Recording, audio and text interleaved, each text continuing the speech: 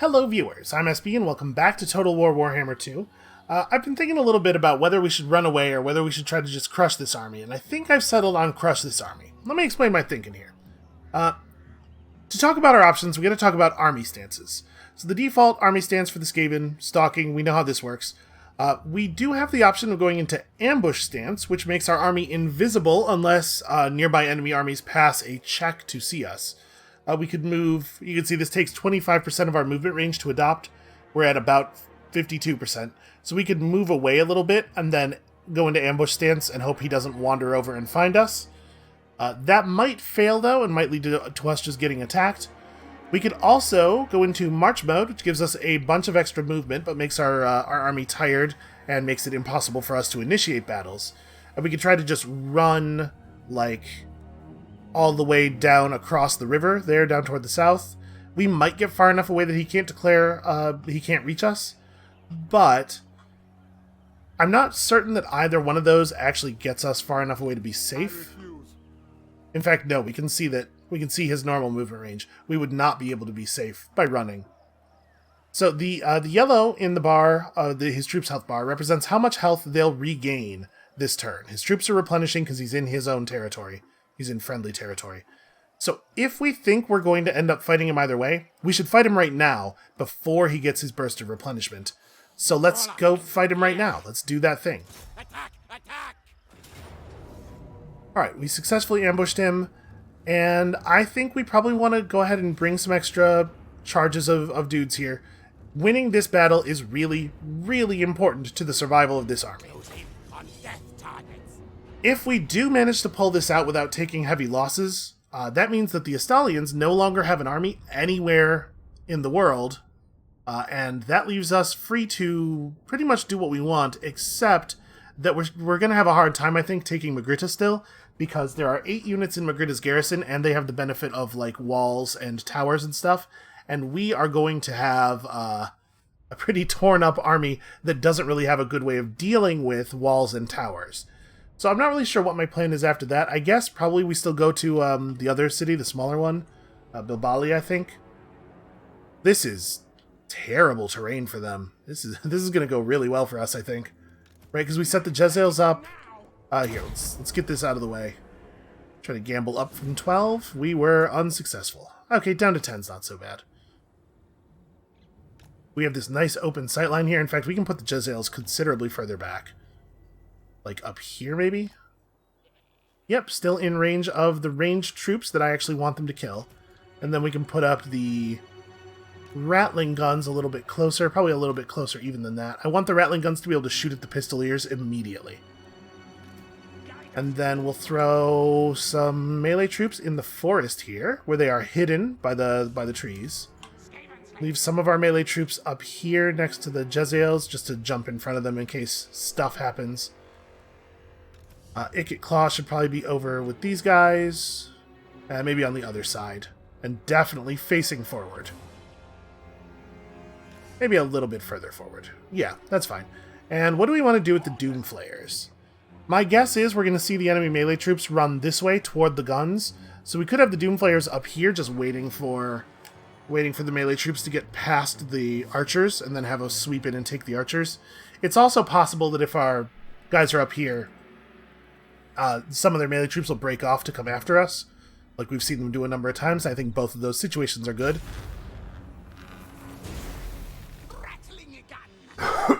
Excuse me. So the Rattling Gunners can get that done right away. Let's have the Jezzails focused on the crossbowmen. Make sure we're in guard mode so we're not pursuing any enemies here. And it kind of looks like their melee might be focused on the Doom Flayers. Let's make sure we are punishing these archers for their insolence.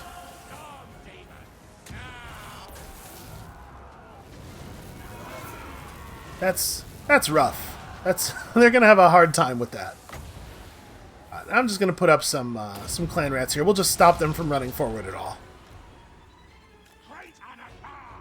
Alright, keep moving. I definitely don't want to actually lose a Doom Flayer.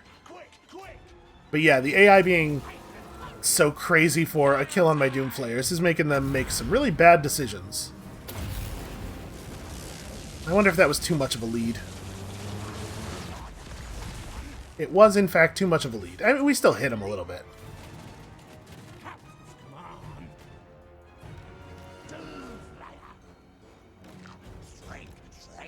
Alright, let's have the Jezzails switch to the other archers. Yeah, fortunately, the Doomflayers are just a little bit too fast for those arrows. Like, it's really not working out for them. And remember, these units that are getting shot at over here are not real clan rats. In fact, let's summon up some more not real clan rats here. Make life difficult for those guys right away.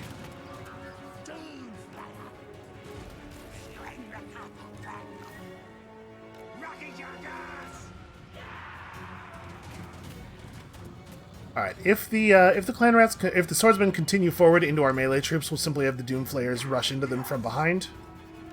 But honestly, I think what's going to happen here is we're going to be able to just lead them on a wild goose chase. These Jezzails are really handy. Oh, looks like they maybe have changed their minds, maybe wising up a little bit. Lupio Sunscryer himself is now after us. I think he's going to have a hard time making it into melee.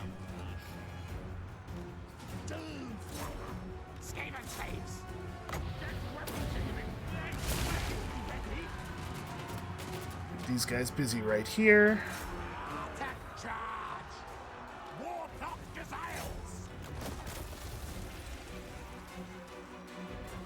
I don't know if we want to have Ikit Claw engage directly in melee combat with this guy. I don't really want my melee troops in melee combat with him, I do know that. Let's see how it works. And we can definitely cheat. I don't want to get too much of our melee involved in stuff. I'm trying to preserve their health as much as possible. Are those arrows might actually be coming for those melee troops, because they're now visible. He got close enough to see them. I think Ikit's holding his own. He'll be fine. Let's pull the Doomflayers out and have them recharge. Those guys unbroke, so please re-break them. And also, we could, you know, cast a spell or something. Let's do some scorching.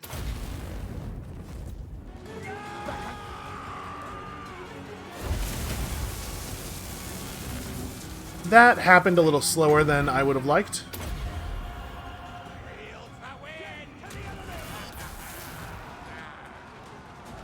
Alright, we might need to pull the Jezzails back.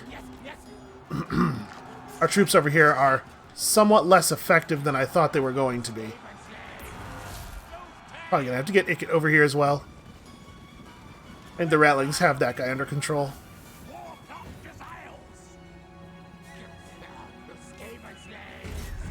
Okay, never mind. They gave up. That was pretty good. We took some losses there. We definitely had, yeah, a couple of melee troops get killed, and we don't have a lot of bodies, so every loss is significant. But that was really, really bad for the Astalians, and now their army will break and run, and we will pursue, and it's going to be a real nightmare for them, I think. You can see our troops are leveling up here nicely. We got a rank 3 on the Ratlings and rank 2 on the Jezzails. I don't know exactly what Estalia's recovery plan is here. So after we wipe out Lupio Sunscryer's army, what they're going to do is they're going to summon a new lord in one of their 2 cities, and they're going to have that lord start recruiting frantically. But they're going to be so far behind in the war already that I don't know how they possibly get back into it. I guess they could just rely on the fact that our average troop quality is less than garbage. Also, notice Ikit Claw actually lost a lot of health in combat with Lupio Sunscryer, even for a very brief time. So his melee stats are better than you would expect for a Wizard Lord, but probably not stand and fight a guy. Okay, turned all those dudes into 4 food. That's handy. I think we're gonna continue to gain food from them. We got another Razor Standard? Or didn't we already have a Razor Standard? Well, whatever. And we leveled up again. Ooh, they're running into the forest. I wonder if we'll be able to chase them. because our movement will be slowed by the forest. I think we're gonna upgrade Scorch again. Putting the second point into a magic skill gives you a cost reduction on the uses of it, in addition to, I believe, a reduced cooldown on the overcast. We'll do some overcasting at some point. For right now, we're just trying to get that passive debuff activated as much as possible. We should not need any extra charges of rat summoning here. So this was probably auto-resolvable, but I've had so many bad experiences with the auto-resolver in a situation like this going, well, sure, you killed him, but also your unit of Rattling guns died. It's like, there's no way that could possibly happen, but it just seems to, like, it picks one or two low-health units in your army and destroys them, even if there's no way they could have been destroyed. So, I'm nervous. I'm a little hyper-vigilant about my auto-resolves. Well, this is the same battle. The same battle, except they have way less stuff. We have the same stuff, they have way less stuff. So, is that... No, that's not close enough. We definitely want the Rattling guns to be able to fire from moment one. You guys can just be here, there's no reason to hide or anything. Okay, let's just do this.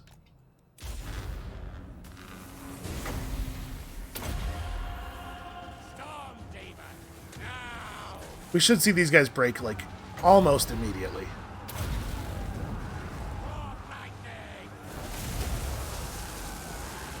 He just yells Warp Lightning even when he's performing his other spells. Oh, they're kind of going around the place where I selected the lightning. And once again, the presence of the Doomflayers seems to be tremendously distracting to them. Listen, I hate to take advantage of the bad AI, but what a weird thing for them to just be, like, hyper-focused on. So the Doomflayers have not great melee attack and not great melee defense, which I assume is why the AI is so focused on them. What they do have is a pretty big charge bonus. So whenever you successfully charge a unit into an enemy, your unit gets bonus melee attack and maybe also melee defense equal to their charge bonus for, I believe, 10 seconds after the charge. So this unit looks pretty bad on paper, but in actual combat, it's going to rarely be fighting when it doesn't have a bonus 40 melee attack. Like I'm saying, I think that probably the very low melee attack is why the AI is obsessed with it, but it just seems like some bad decision-making on their part. Also, I can't believe those dudes aren't giving up. Yeah, go away. Go off, live your lives.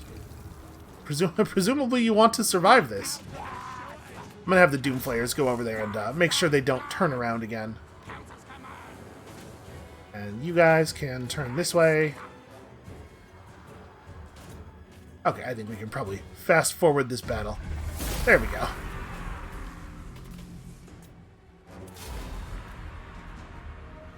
If the auto-resolver behaved in a more consistently sensible way, there would be very little use for those fast-forward buttons. So now that Lupio Sunsquare's army should be destroyed, I think the thing that makes sense for us is to go to the smaller settlement, and we're going to need more bodies. We're going to need to do some recruitment before we can push for the capital. The capital is definitely a near-term priority. It has a very valuable port. We're going to be able to make a lot of money off of it. And that's the reason that I'm not even trying to do any Under Empire stuff. We will play with the Under Empire. Right now, I want to establish a little bit of economic control. Also, the thing about the Under Empire is that it doesn't actually remove enemies from your borders. Like, if we were to build a big network of rat tunnels under Astalia, that doesn't prevent Astalia from massing an army and just coming after us. So securing our position a little bit is also a priority. Alright, so I think we probably just take meat off of these guys. There's still, like, almost no unit replenishment, and sell-off is terrible.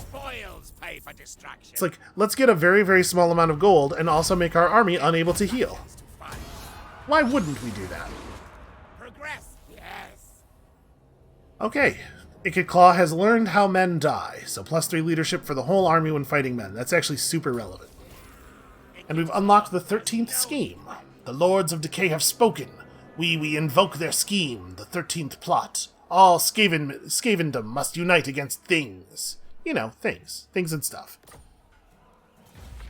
So that is +13 diplomatic relations with other Skaven. On turn start, Lords have a chance to gain 2 loyalty. You might see the number 13 a lot. It is a number that is sacred to the Skaven.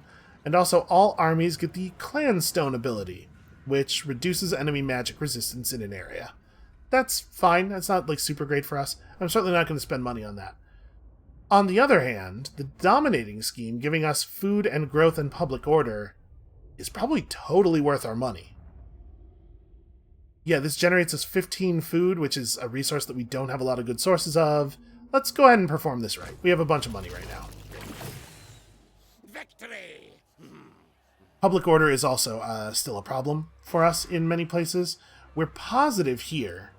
We could turn on taxation, I suppose. Get even a little bit more money in. And then here we're at -13. I mean, here we need to build a public order building. That's not really optional. We also might want to turn off taxation in this province. We're going to have a rebellion in Skaven Blight. It's going to have to be put down. There's no way to stop that from being true. But we can slow it down until we're ready to get Claw back here. So let's build a growth building here, because we really want to expand this this settlement as quickly as possible. Do we have any other interesting options? The defense building for this area, actually, this doesn't do anything. These purple high-tech buildings require the settlement to be at least level 3. We could build a recruitment structure allowing us to get, say, Knight Runners and Assassins, Assassin-y type units, or a weapons dump to start building up our Skaven weapon teams. But remember, this building is going to give us access to the weapon teams already. I think we probably just want to prioritize growth here.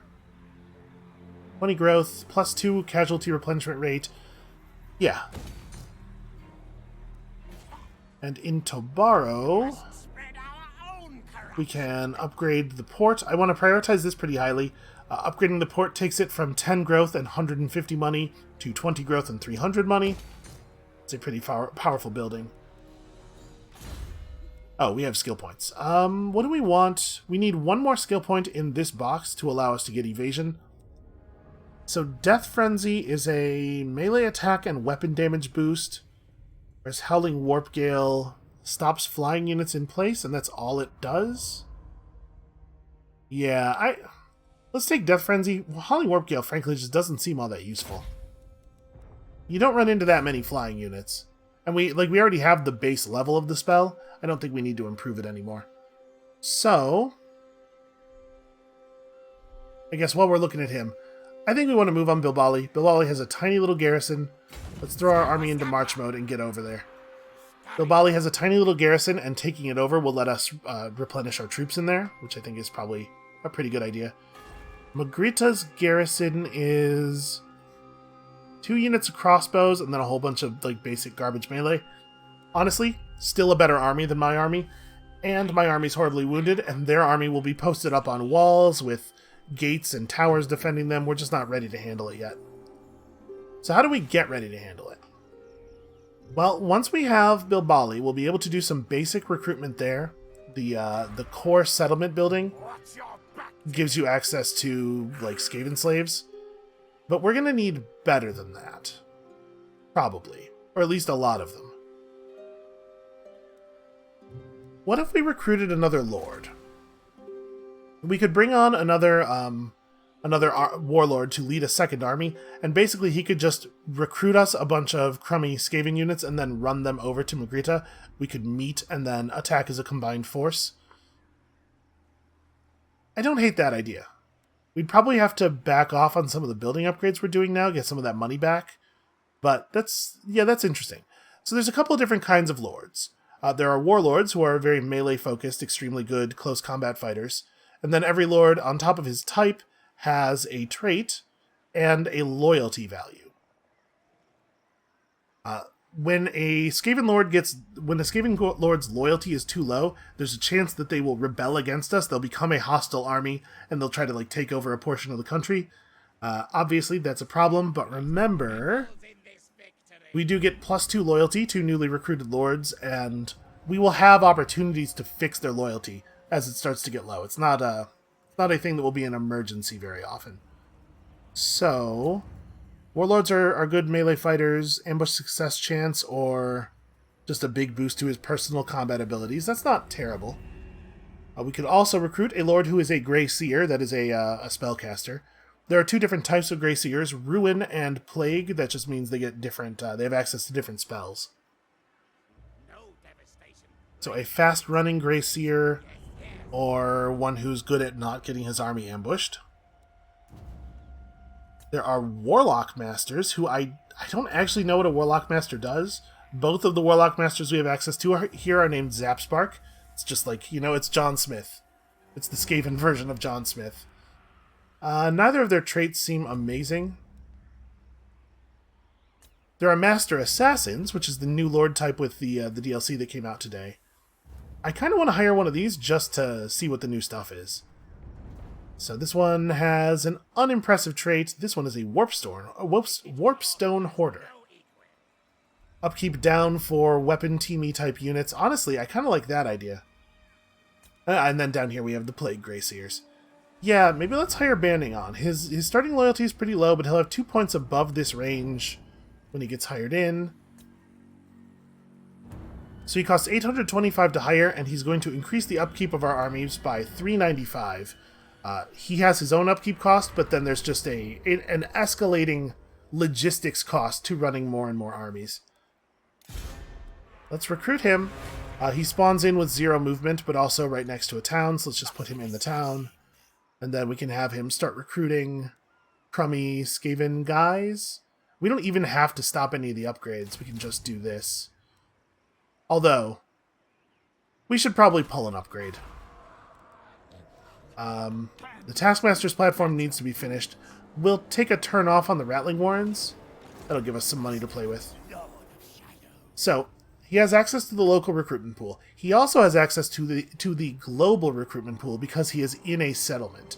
If you're recruiting from inside one of your settlements, or if your army is in the encampment stance, you could recruit from other parts of your empire. And to simulate that, these recruits take twice as much time to come in, and they're more expensive, but it's another pool of units to draw from simultaneously. Unfortunately, they're way too expensive for us to actually make use of that. But we can pull in 3 units of Skaven Slave Spears here. The spears are very similar to the swords,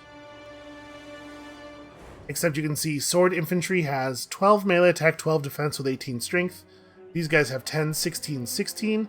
They also have the anti-large trait, so they're better at fighting like horses because they have spears.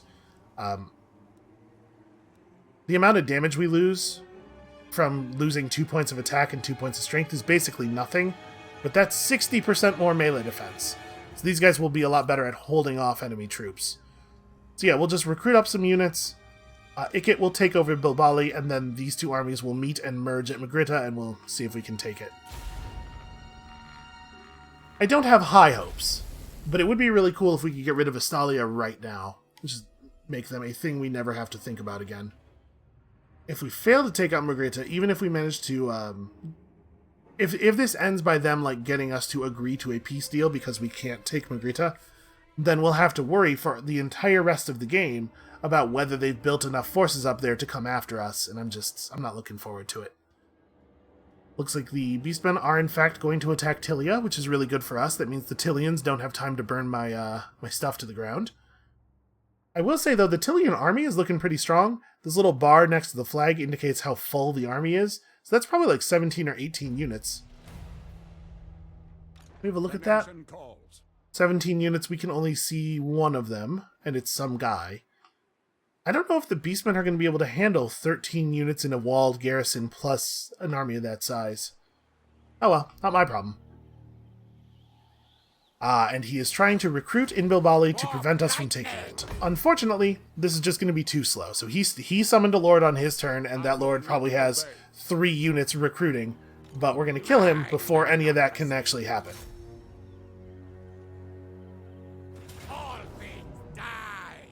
Alright, the auto-resolver does not have faith in my abilities. I think we're going to be fine here. I'm debating whether I even think we should spend any... whether I even think we should spend any food. 2 charges plus these clan rats. I mean, yeah, we should spend food. We should try to be sure. But let's go to that many charges. I don't want to overspend. It's possible that we won't even need the 2 extra charges that we bought there, but I would rather over-prepare and waste food than under-prepare and lose this fight. Again, these weapon teams are still not secure, and they are not a replaceable resource. We very badly need to be allowed to just, like, sit inside of a friendly settlement and let them replenish. We are not going to have the food to level up Bilgelli to level 3 immediately upon claiming it. So we are going to have to build a growth building there, and that's okay for us because the growth buildings also increase army replenishment in the region. So 8's a pretty bad start. We could probably do better than that. Nope. Okay. I don't love this terrain. It's very uneven. We can post the Jezzails up on this hillside, obviously. And I guess the Ratlings just below them, where we're not blocking their fire, they can just shoot over us. And then, I mean, pretty much the same thing as always, and we'll see if they want to just chase my warp flares around instead of doing anything useful. Okay, we can turn off card display for the moment here. Okay, so we don't quite have range on them yet. This is the edge of our range. So they think they're going to be able to just stand there. Let's have the Jezzails walk forward until they have a shot.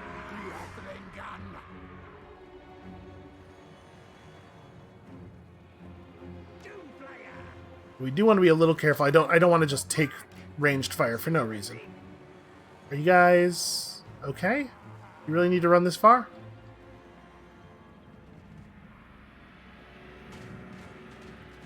I mean, they're experts. They know what they're doing. So how is the field completely flat? No. I wish that the camera slows down so much when you're lower. Like, it moves a lot faster when you're high off the ground. I wish that the degree of that was a little bit less. Alright, well, we should probably move up and try to have some kind of position up here. This is where the Jezzails want to fight. This is where we're fighting.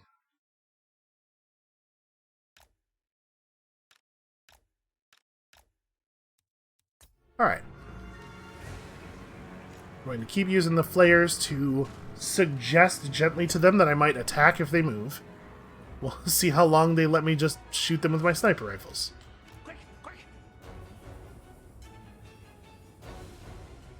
The archers are trying their best to lead us. How much armor do these things have? Oh, 90. Okay, yeah. That explains some of why the arrows aren't really getting much done.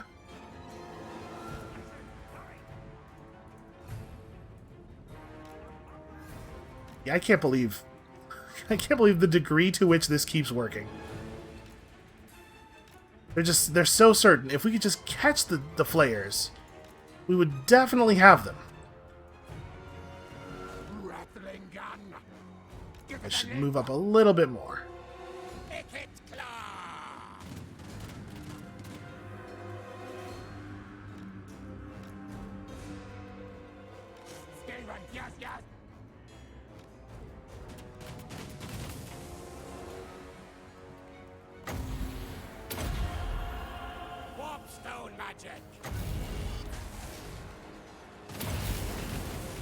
I can never tell whether I'm leading too much or too little with the warp lightning.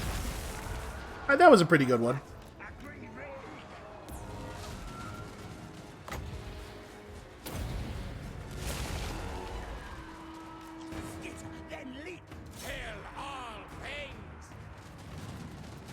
I should probably be shooting at him.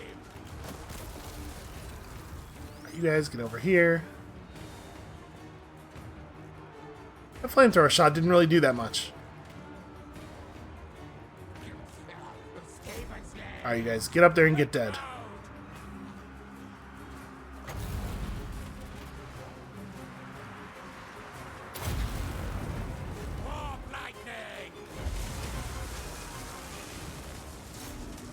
And we can just rush these dudes at this point.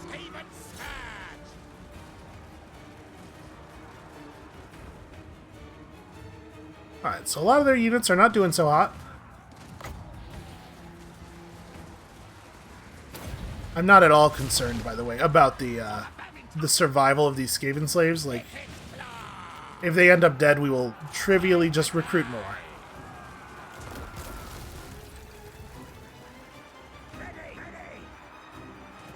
We do have to keep an eye on that situation back there.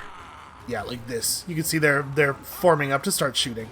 Oh, they're shooting at those guys, though. Alright, hold on a second. We need to reposition a little bit here. The clan rats are a little bit more valuable, but only a little tiny bit. We should have somebody actually, like, killing this guy. You know, we can just have the Jezzails turn and fire at him. I don't know that he's actually going to stop us from doing that.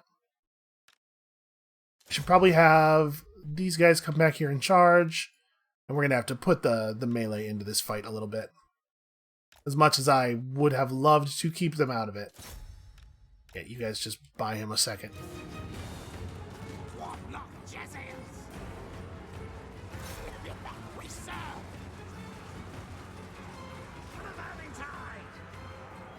Okay, so that charge should break them real fast. Have these guys come straight through and hit there.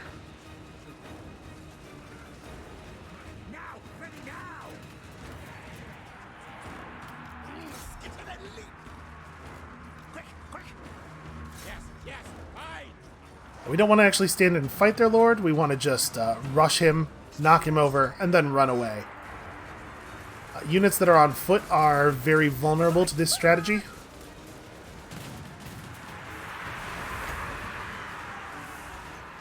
I'm going to summon the last group of clan rats right behind that archer.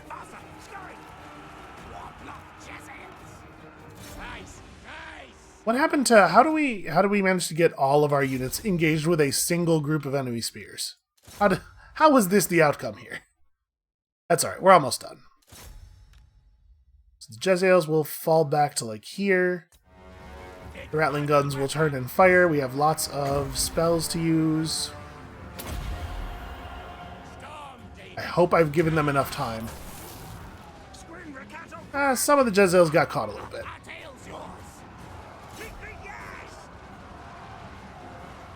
Get him off of his feet and then get Icket out of there.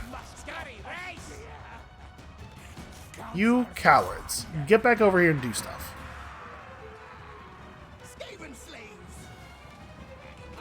Right, those archers are kind of losing. I'm going to have the Doomflayers pull out now that there's other melee troops nearby.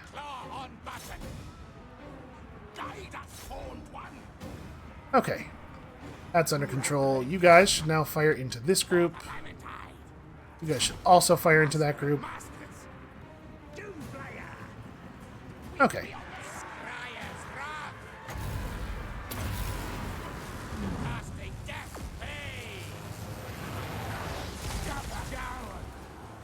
Hoping we're going to see some serious breakage any second now. You know what? Focus on him. Oh, you guys are out of ammo. That's why they're... I was like, why are they running forward so much? Did they really not have a shot? But no, they have no bullets. Okay, I think we're just seeing the mass retreat here. I'm glad that they chose to mass retreat at this moment, because we're kind of out of stuff. That battle was about to turn around on us real badly. Alright, so an army that is in a settlement is always wiped out when the settlement is taken. So now they've lost the thing they were recruiting with. They're going to hire a new one in Estalia, or in Magritta next turn, but they have to start the recruiting process over, so we bought some time to heal up. Ooh, hey, the Rattling Gunners got to rank 4. And the Warp Flayers are starting to level up as well. I think we are going to be able to recover to a degree that Estalia cannot match. Unfortunately, this is going to leave us with a poorly defended, crummy settlement on the edge of a territory that is held by people who do not much care for Skaven. But what are you going to do, you know? The most important thing is getting rid of Estalia. We need to lower the number of hostile forces that we are facing. Once we get rid of Astalia, if the Bretonians want to come and fight, we will just have to handle it. Okay, absolutely occupy. We're doing our best to actually take this whole province. Got a man-thing slave, which we don't actually need. Please repair the port. And then we do have a point of spare population already, just from the natural growth that Tabara was experiencing. So let's do that. Grow you. You guys can local recruit a bunch of dudes. So we're going to have a fair number of rats between the two stacks pretty soon. Oh, right. This is the same province. So local recruitment is per province. So do I want him to be the one doing the recruiting? I guess it doesn't much matter. Do we want to pull in globals? If we were going to global recruit, it would be nice to be able to pull them from the clan rat pool. Clan rats do survive extra time, just enough extra time. The 24 attack, 22 defense, 26 strength. The difference here is a little bit more significant. The sword rats have 6 more attack. But I wonder if what we really want from our guys is survival, not offense, right? So Ikit Claw may as well be the one to do this recruiting, because he's not going anywhere in the next 2 turns. Yeah, we are definitely way too busy. If I unrecruit all these guys, does that give me enough money to do another... You know, I'll do this. I would rather start recruitment of clan rats, and then we end up with fewer slaves, because clan rats are so much hardier. And unfortunately, it's going to take us 4 turns to fully replenish the Rattling guns. We might not sit here for 4 full turns. Alright, your bell's almost finished. That's going to help with things quite a bit. We got more income coming in. Yeah, alright, our position's precarious, but not bad, I think. And we're actually almost out of red food. So when we get out of red food, we're going to gain 15 growth in all provinces, 1 public order, and 5 leadership on all of our armies.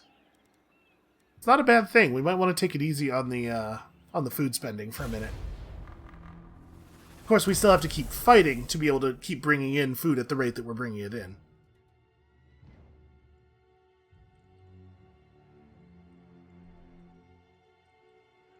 Oh, the Beastmen actually are going for Tilia. I can't imagine they have any chance of winning that. Well, listen, what do I know?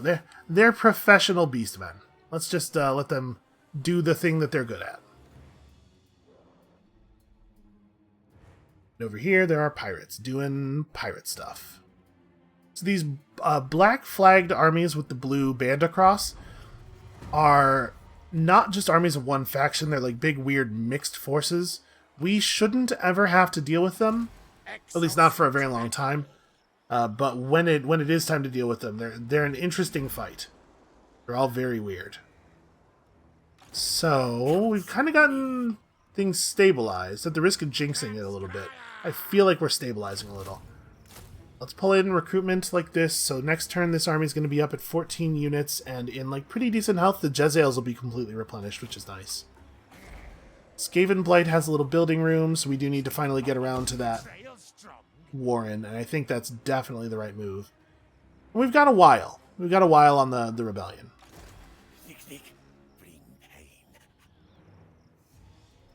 So I think what we might do with him, actually, is have him walk across the border here and do local recruitment in Skaven Blight. So he can bring on some clan rats as well. I don't know how long we have before the army that is building in Magritta actually becomes good. But we certainly can't make a move this turn under any circumstances, so let's just go ahead and roll forward here. Doing everything in my power to keep our average minutes per turn below 20. You know, sometimes, especially at the beginning, stuff can be real slow, and then toward the end, stuff can be really slow because you're fighting a lot of big battles per turn. I do appreciate the work that they've done speeding up the enemy turns. This is really going quickly.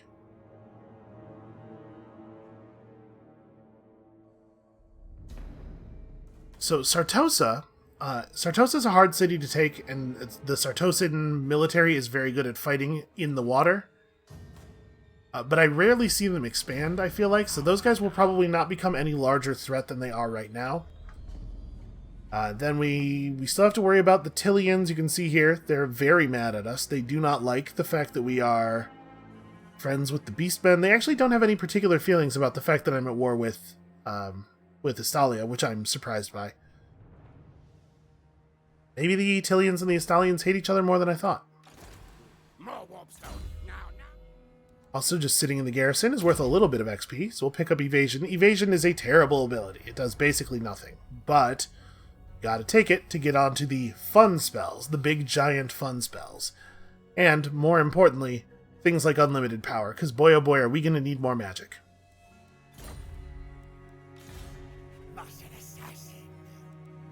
So do we want to start moving on these guys now? Right now we have a total of 20 units. If I intend to just merge these into a single army and dismiss the extra lord, which I kind of was thinking of doing, then we have all the units we can take advantage of right now.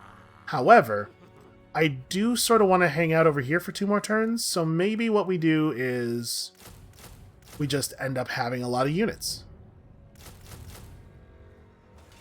We'll do this, and you can recruit whatever you can afford. 303, so if I recruited spears with no shields, I could also grab... If I recruited swords with no shields, I could also grab another unit of Skaven slave swords at the same time. Yeah, and we're just gonna go at them with the power of mass, basically. Is this a real strategy? I don't know, man. We have a lot of troops, but our troops are, on the whole, so bad that I'm still not actually sure that's going to do it. And a wall is a big benefit. I don't know, we'll see. If we can get Magritta, it's going to be worth it. I would be willing to pay any price that we can muster this early in the game to take control of Magritta and kill Estalia off the map. I'm a little worried that if the Beastmen fail to harass Miragliano enough, Tilia is going to take that big army and turn it against us. You know, once they have that big hammer, we're going to start looking an awful lot like a nail to them. Oh, we got high enough level to get the quest for our legendary item. So move any character to that region. Okay, well that's kind of a distant concern. Right now, all of Ikit Claw's not inconsiderable intellect is ranged against the hated Lizardmen, against whom, in a rare moment of solidarity, the various Skaven clans have united. He understands very well that direct confrontation with the Lizardmen is not viable, but wiping those tiresome toads from the face of the world has to remain the priority, as Ikit knows the Lizardmen are plotting the demise of all Skaven with equal vigor. He needs to find a way to weaken them before facing them in battle, and fancies there will be no better way than corrupting their blessed spawning pools. The location of these are, of course, unknown, but this doesn't present much of a problem. The chief warlock engineer isn't above extracting the information he needs from enemy captives himself, when the need arises. So we could hire a hero and move them over here. That's something that we will totally do eventually. Alright, we've got our production quotas going. Ikit Claw is learning how to instill public order in a very Skaven way. So what do we have access to now? We've opened up Ferocious Plans. Oh, that's actually really good. Yep, give me that. Set examples, also pretty good, but a single turn for an extra recruitment slot in every province is very, very strong. So you guys are staying put for one more turn, and your army's at full size. You could not recruit anymore. You could just grab some more Skaven slaves, and then we have money to use for building again. Remember when we used to build stuff? Ooh, this has wine. So, wine resource production, trade goods like wine are used in trading contracts. The more trade goods you have, the more valuable your trading contract is. We're probably not going to end up trading with a lot of people because most people hate Skaven too much. So I don't know that I want to build that. I do think it might be worth building a Rattling Warren, just for the extra replenishment rate and growth. The little tiny bit of income we get from it is also, you know, it's not zero value.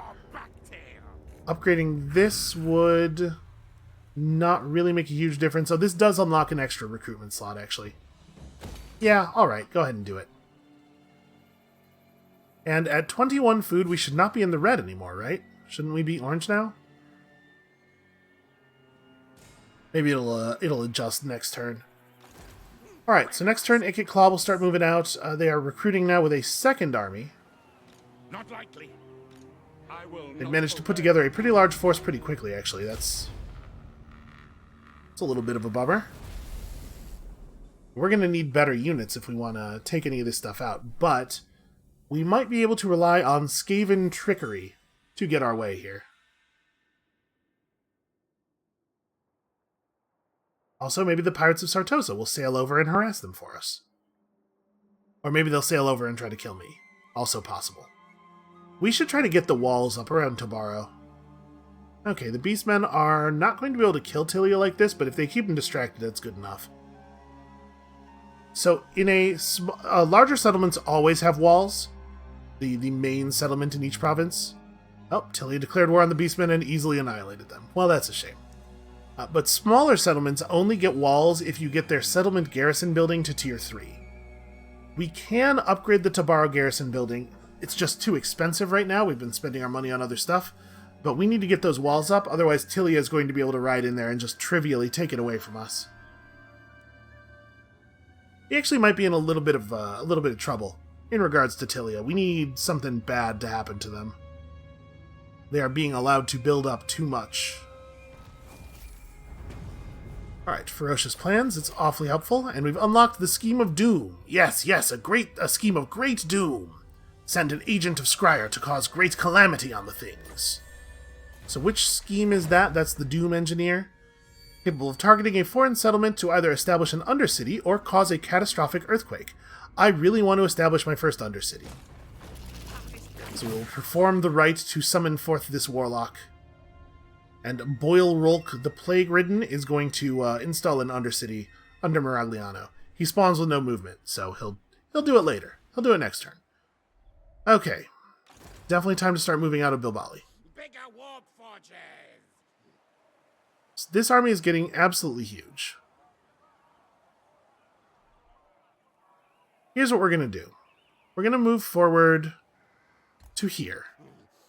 Reserving 26% of our total movement. Then we're going to go into ambush stance, so that theoretically he doesn't see us. And then we're just going to creep forward like that, and I think these guys might actually just go and sit in Skaven Blight. I know I had a plan and everything, but now I'm concerned that the Tilians are going to be able to attack me. Also, Skaven Blight's getting pretty close to the point where it's going to have a rebellion. And a military presence in the city will help with that. Then again, our plan could instead be to provoke the rebellion and just kill them. There are definitely benefits to that. Hold on a second. We'll think about that. This increases the recruit rank for clan rats. That's pretty useful. Ooh, attack that gives plus 5% global replenishment rate is actually very compelling. And we're looking toward buffs to our clan rats here. Clan rats are currently like the bread and butter of our army, so that's probably a good place to go. We could gain movement range this way. Yeah. There's definitely really good tech at the end of this line, but I think we should focus on making the clan rats actually good at fighting right now.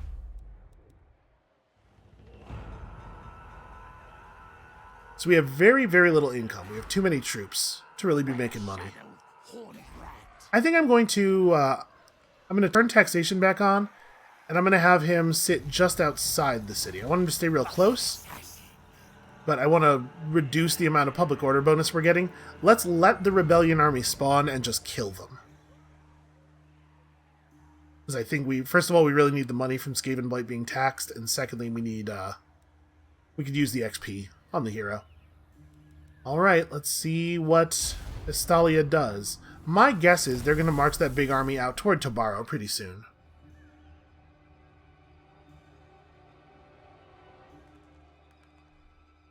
And so we will have two options when that happens. We can either try to pursue them and fight them in the field and just win off the back of our guns and magic, or we could try to go to Magritta and take it while they're gone, cut off their supply lines.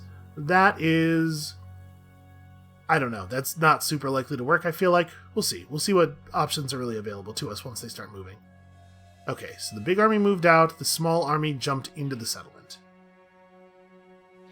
Baragliano has orc problems. That's very good for us.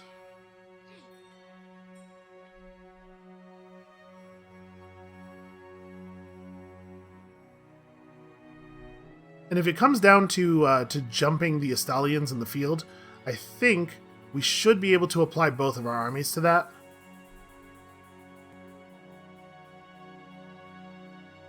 We'll see what it actually looks like, but we might have the movement range to do that. Alright, let us send this dude. Boy, he is not very fast, is he? I guess part of the problem is that he's crossing a river. Crossing a river costs a lot of movement. Alright, next turn he'll be able to establish that thing, hopefully. Don't actually know how it works. It might turn out to be too expensive to do or something. Alright, so I need this army to do a little scouting for me. Can you actually see this guy? We're told that he's raiding. He must be, like, just on the other side of the border. Alright, once again, we want to maintain at least 25% movement. Okay, we can see the edge of the raiding camp. I'm gonna go into ambush mode right here. I'm in those trees, right? Like where I'm standing right now. I have a 70% ambush success chance. Trying very hard not to be too visible. Absolutely not. So we can see he built more ranged units. That's not great for us. I mean, I don't know if it's actually better for us or not. It might not be a bad thing. So in 2 turns, we're going to have the rebellion happen here, and we want to be in position to combat that. I don't know, we're kind of getting pulled on in a lot of different directions here, in a way that's pretty dangerous. Now remember, if the Estalians, the Estalians are not blocking us from getting back to Tobaro, we could use the underway stance to move over there. I'm not too worried about that. But I am worried that we maybe we missed our opportunity to finish them off by spending so much time replenishing. What's up? They would like a military alliance, and they will pay me 300 gold for it. What are the benefits of a military alliance with Khazrak One-Eye? If they declare war on anybody, we will be dragged into that war. They are already at war with everyone around us, though. An alliance with the Beastmen will obviously piss off anyone that hates them, but everybody hates us already, except the orcs. We would be able to direct their armies a little bit. We'd be able to ask them to go certain places for us. I kind of want to take this. I mean, like, our diplomatic situation is probably not savable. Can I get a sense of how they feel about me? No, looks like I cannot. The only real downside of this is that it might potentially cause the orcs to declare war on me, but they're busy. I accept. This is not the sort of thing that I usually do, but let's try some weird stuff here. If it ends up costing us the campaign and we have to start over, so be it. It's not the end of the world. For us, it's the end of the world for the Skaven, obviously. Okay, here's Estalia's turn. It looks like they did not detect the army. Yeah, they're just marching on Tabaro. Carrick Hearn has attacked the Beastmen. If we do not enter the war on the side of our ally, the alliance will be broken and our diplomatic standing will be trashed. People will not trust us anymore. But everybody already hates me, so I'm not too worried about that. I'm going to keep the Beastmen sort of on side here. Is this a terrible alliance? I don't know, maybe. The orcs are raiding, like, immediately outside of Miragliano, which seems like suicide to me. Just like a hardcore crazy thing to do.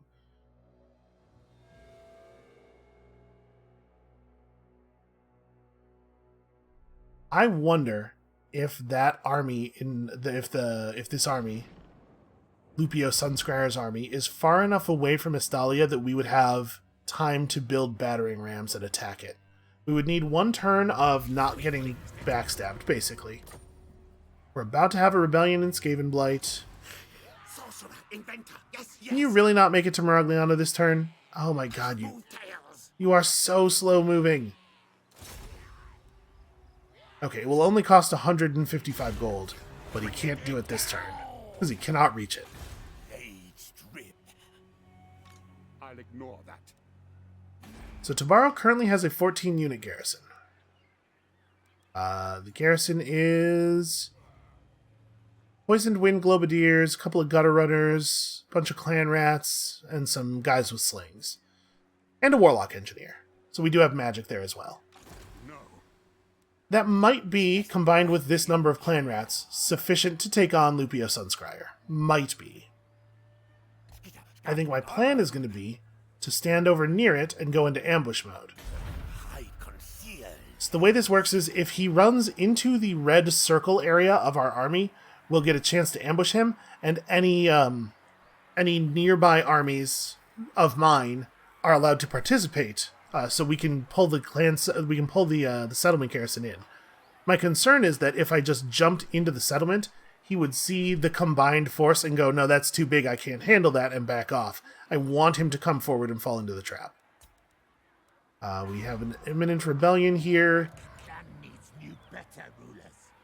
This could be bad, right? We could be in a pretty dangerous spot here.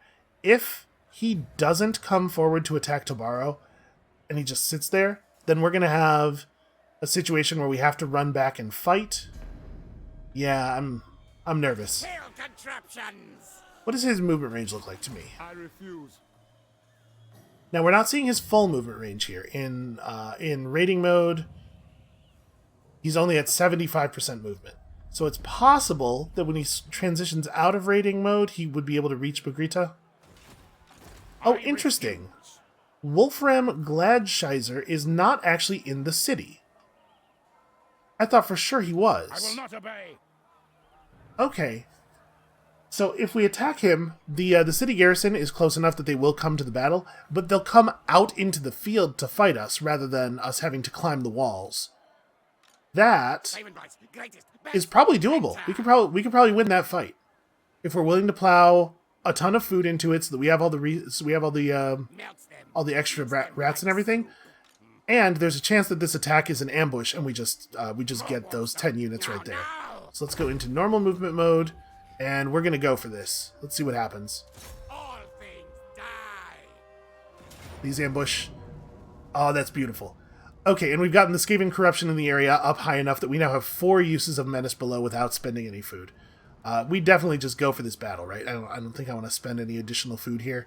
And that leaves us with a bunch of additional charges for later. Close in. The Balance of Power bar feels that we do not have this under control.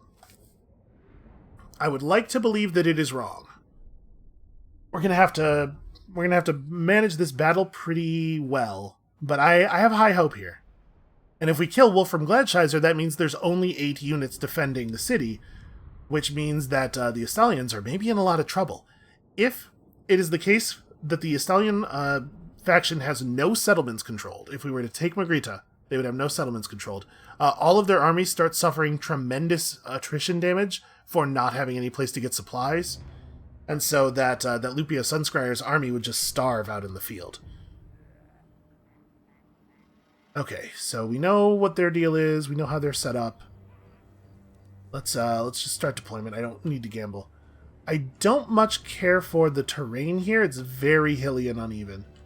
We can set up on this hillside. Right, we have a nice clean shot from here. Yeah. So we set up what, like the rattling guns right there. See, look at the way, like, the fact that the hillside isn't smooth.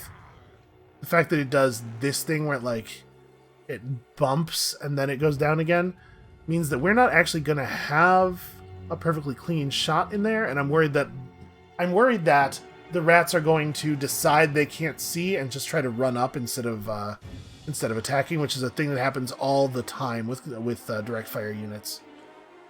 We can fire from over here instead. Like, the Jezzails can be up here. We have this hillside to make things nice and easy. Actually, we can be even further up this hillside. Although we probably want to be more like... What is going on? Like this. Probably want to be a little bit further from the trees. Because they're going to try to use the trees to safely approach us. And then if I put the rattling gunners, like, here... They'd have to go, like, up here on this little ridge. Yeah, that should allow us to fire. And then I'm gonna have the Doom Flayers be right here. We're gonna smash into the crossbows immediately. My goal is to kill as many crossbows as possible before the melee show up. So we're gonna use a bunch of... No, we'll use clan rats. We'll use clan rats to just space the enemies a little bit. And we'll use the Skaven slaves as more of a flanking force. Swords in particular can wait here in these trees. Hopefully the enemies won't be close enough to see through that. And then I'm also going to put all the Skaven slave spears just on this side in the open. And if the Astalians charge at us, we just run away. Those guys are low enough value that it doesn't matter much if they're kept outside of the active battle. Put Ikit Claw right here, facing inward, and did I assign you guys? Nope. They should probably also just be over here. This is the one unit of swords with shields. Okay. I like this plan. So, first things first. You guys do not pursue fleeing enemies, but absolutely shoot the hell out of those crossbows. You get those crossbows. No, wait, you get those crossbows. We're going to sprint at you. And I don't know if I want to cast a spell right away. I guess I want to do this right away. Let's just throw that down in the middle of everything and see what happens.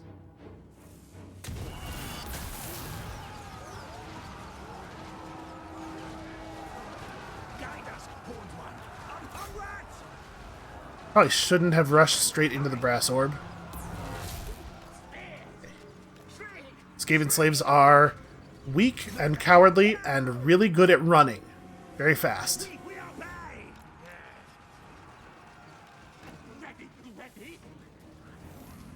Yep, we just try to keep their units divided, and they have positioned their archers together in a way that maybe makes this a little bit better than it should be.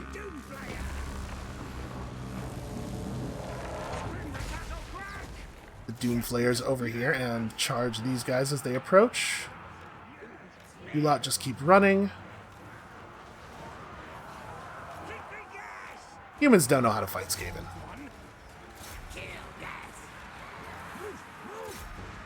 Alright, now charge those guys.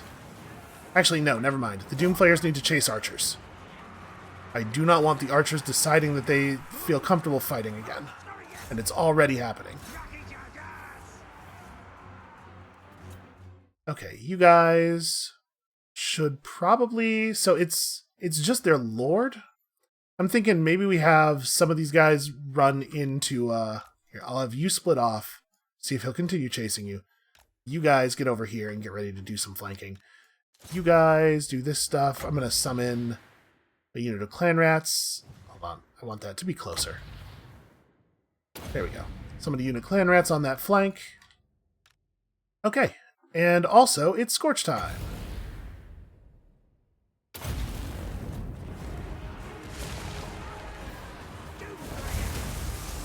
There we go. So the Doomflayer will keep these guys running. And you lot can just run in.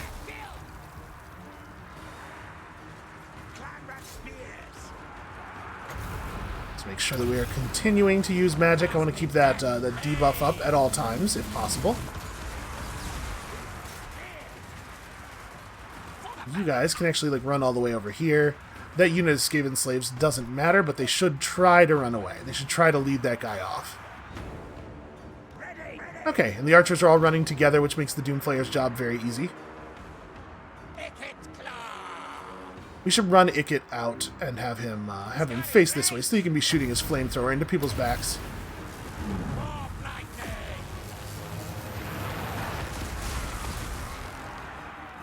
Alright, yeah, you guys just keep running. How are those archers doing? Some of them are not yet permanently surrendered. Okay, I think this is about over. Actually, are there any of their units? Yeah, this unit right here is not surrendered currently.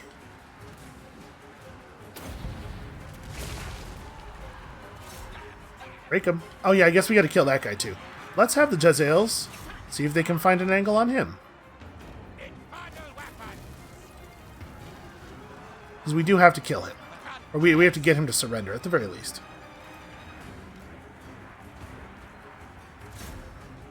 Let's have the Doomflayer come back. At this point, if the archers decided they wanted to come back into the battle, it would take them so long to get back over here. They'd be no danger to us at all. Alright, shoot at those guys as they retreat. You can brass orb this dude? Oh, he turned around and ran out of it. What a coward. He's a coward for running toward me, toward battle.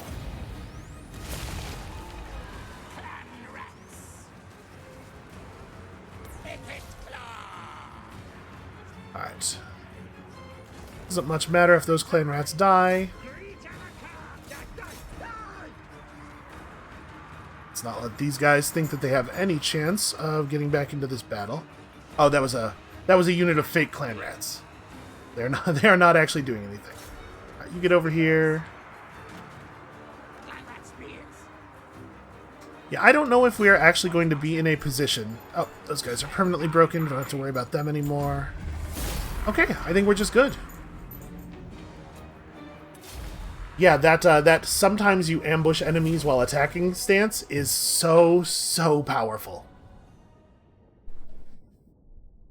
So we're getting lots of good levels, lots of good kills on our important units, and the other units will remain low level. I don't even know what you would do with a high level unit of spear slaves. Like they're just going to run into battle and die, even with all the free stats from being high level, because their stuff is still going to be so very low. So we definitely have a force here that is capable of sorry, I was trying to quiet the dog down. Definitely have a force here that is capable of taking out that city. My concern is that because the city has walls, we have to stop outside of it for a turn or two to build some kind of way of getting through the walls, build a battering ram or a siege tower or something. And in the time that we're doing that, Lupio Sunscryer might be able to make it back around to us. We would not do so well being pressed between 20 units of invading army and also the 8-unit garrison from the city. Also, I'm not actually sure what's going to happen with Wolfram Gladshizer here. He's going to back off, but I don't know exactly where to. It might be hard to chase him. We could take 7% replenishment and go basically back to full health. Or we could take 2 food. I think we're actually going to take the replenishment on this one. It's important that this army be in good shape. We found a corrosive blade and also a skill point. You know how I feel about those. So, now we get into the interesting stuff. We can have plus 15 magic in the bar, not the globe, at the beginning of every battle. We can lower our miscast chance. We don't really, we haven't seen this yet, but whenever you overcast a spell, you get a more powerful version of it that costs more wins, but it also has a chance to miscast. The spell still happens, but the magical energies burn your wizard from the inside out a little bit, kind of a lot, and so a couple of miscasts can have a wizard literally just explode from the strain of casting on the battlefield. I have seen it happen. Lowering that chance obviously is good. but also big, powerful, scary spells. So what exactly is this? Green ribbons of warp energy. Tear the flesh from the target's bones. It affects enemies in range. It's a 30-meter circle. Causes damage to combatants. Strong versus a single combatant. Lowers their armor. Okay. Has a chance to be resisted. Or Crack's Call. Skaven stamps his horrible ratish foot, causing the very ground to split asunder. So this is like a column spell. It shoots a line of magic. Some of these are very, very powerful. Wind spells can be very powerful. I think let's grab this one. I mean, we gotta try them both, right? We'll try this one first. Here's what I was afraid of. So because of the fact that we're now inside the city's zone of control here, we can't easily move out of it. There are weird rules about what you can do in the red circles. I'm not really sure how we're going to handle the situation that we've created here. I think it's probably the case that Lupio Sunscryer cannot reach us with a single normal move, but he can definitely get close to us with a march mode move. And if there's another army over here to engage us in battle, we might actually be trapped. We might be trapped in like a really bad way. Yeah, I'm not allowed to move out of here. Stupid plan. Well, that's a problem. I might have put us in a bad situation here. I might have put us in a situation where the only thing we can do is start building up siege weapons against Magritta. Which, like I'm saying, could be really, really bad. Alright, I'm gonna put my little ratty brain to the task of figuring out what on earth we might want to do next. But this is probably a good place to stop this episode for now. Thank you all so much for watching. Come back next time. The plan for this series is to have another hour of gameplay out every weekday. Tomorrow, though, we're doing something a little different. So, since this started so close to the end of the week, I'll try to get a couple episodes out this weekend. So come back Saturday to see how we get out of this mess. And I'll see you then.